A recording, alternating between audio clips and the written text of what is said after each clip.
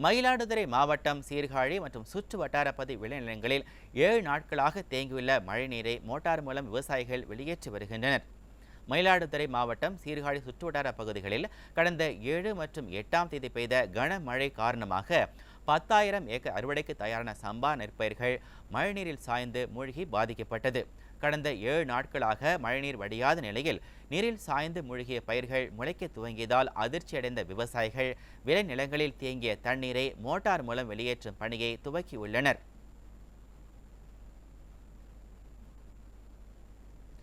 தூத்துக்குடி, ஸ்ரீவைகுண்டம், ஏரல், வாழவல்லான், உமரிக்காடு உள்ளிட்ட பகுதிகளில் சுமார் 500 ஏக்கர் பரப்பளவில் பயிரிடப்பட்டிருந்த வாழை மழை வெள்ளத்தில் மூழ்கி அழுகியுள்ளது. இதனால் பொங்கலுக்கு வாழைத்தார்களுக்கு அதிகப்படியான விலை கிடைத்தும் பெரும் நஷ்டம் அடைந்திருப்பதாக விவசாயிகள் வேதனை தெரிவித்துள்ளனர்.